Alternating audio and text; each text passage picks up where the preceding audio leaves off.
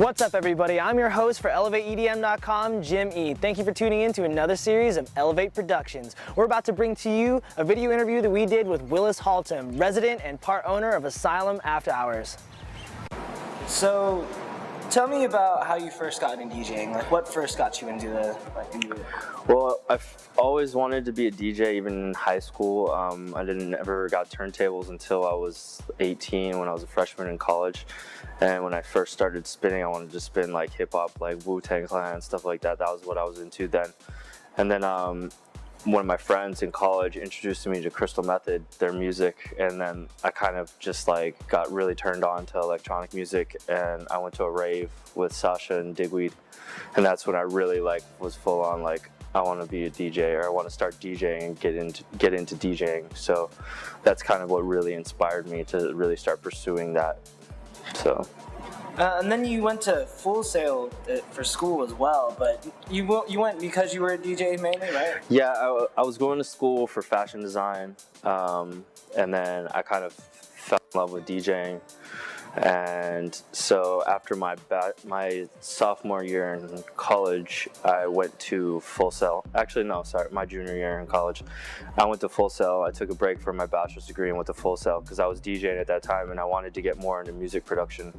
So I really had no idea about what to do with music or how to make music. So I thought like going to school would help that. So that's what I went to Full Sail for audio engineering. Okay.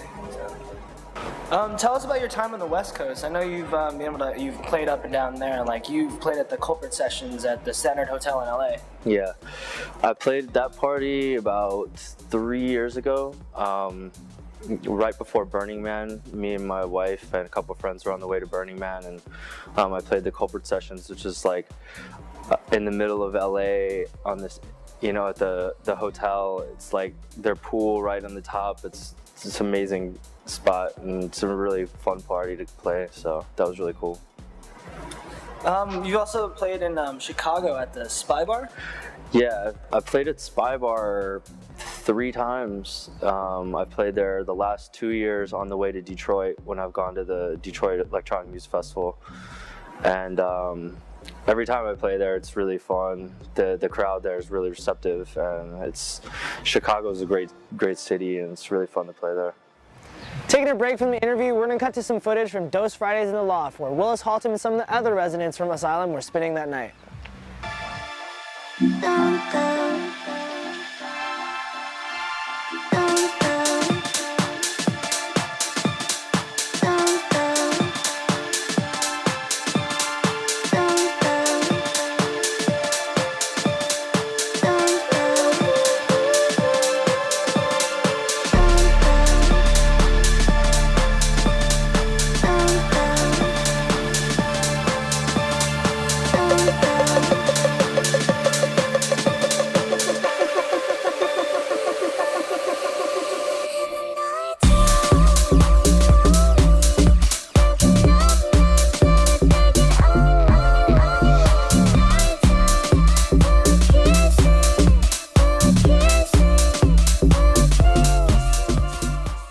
So after playing in the West Coast, you moved to Hawaii about 8 years ago, yeah? Yeah. Like, and then you got your first big break here at Next Door, a club in Chinatown. Tell us about your time there at Next Door.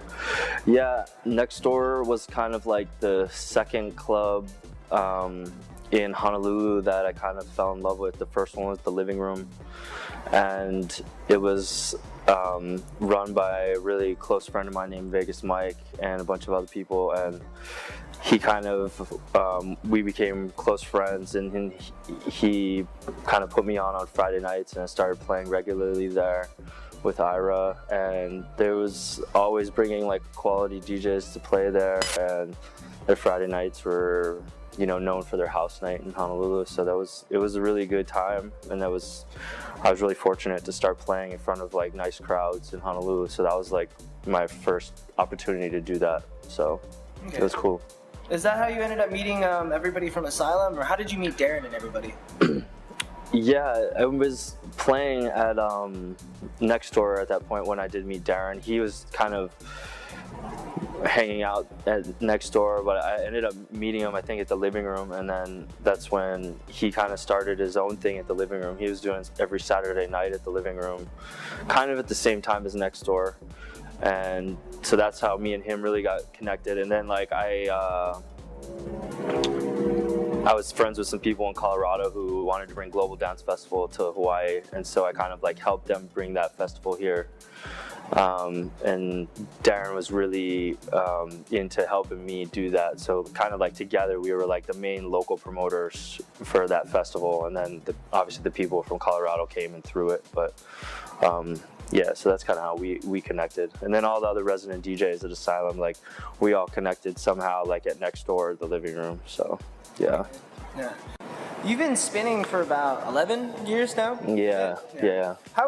What is your opinion on like the kind of current like explosion of popularity of EDM like in the United States? I think it's pretty amazing. I mean, I've always wanted it to be, popular, obviously, because it gives everybody who's into it more of an opportunity to make a living at it or something like that. And so to see like it really getting accepted here is pretty cool. Obviously in Europe it's been big for a long time, and so to see it get more respect in the US is special. So hopefully it like continues to grow and progress, and like people get turned on to more music. They start digging deeper and finding more artists that are making quality music and stuff like that. So hopefully it just keeps progressing. Hey guys, we're going to take a break from the interview right now to show you a couple of clips from the Dirty Vegas show at the Republic. You can catch the rest of the footage from that night later on our website at elevateedm.com.